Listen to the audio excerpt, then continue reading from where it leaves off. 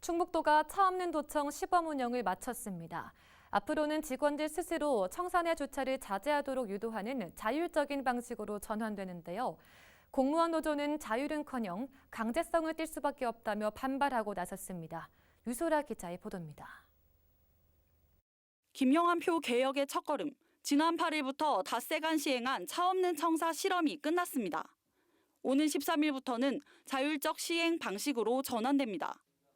도는 직원들의 출퇴근 불편과 대체 주차장 확보 부족, 미흡한 청사 활용 계획 등 제기됐던 문제점에 대해 인정하면서도 이번 시범 운영이 청사 방문 민원인 수를 파악하는 계기가 됐고 직원들에게 문화 향유 기회를 제공하는 성과를 냈다고 자평했습니다. 또 차 없는 도청에 대한 설문조사를 실시한 결과 방문 민원인으로부터 대체로 긍정평가를 받았다고 밝혔습니다. 시범 운영에 대한 각계각층의 의견을 수렴한 결과 방문 민원인은 주차난 해소에 필요하다는 긍정적 평가와 방문 민원인 수를 파악하는 계기가 되었습니다.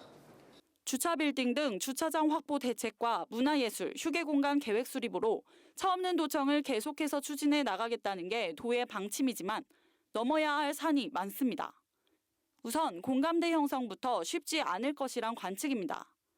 시행 초기부터 부족한 준비로 졸속 행정 논란이 불거진 게 대표적인 이유입니다.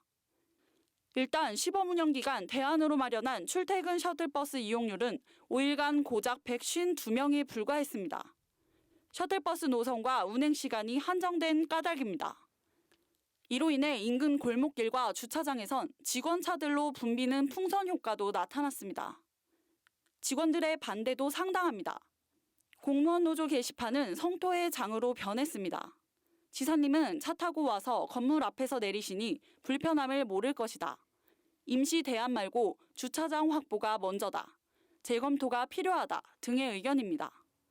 직원들 스스로 주차장을 비울 수 있도록 유도하겠다는 도의 방침이 무색해지는 대목입니다.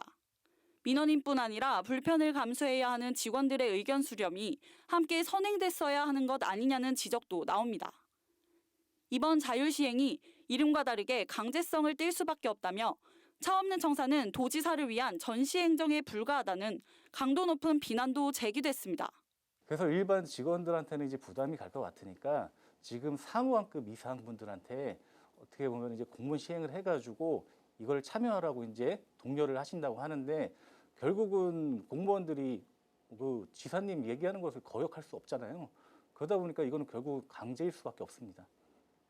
이날 공무원 노조는 긴급운영위원회를 열어 직원 의견 수렴 준비에 들어갔습니다. 차 없는 도청, 김영환 지사가 자신한 개혁의 첫걸음이 될지 졸속 전시행정으로 그칠지 관심이 모아집니다. HCN 뉴스 유소라입니다.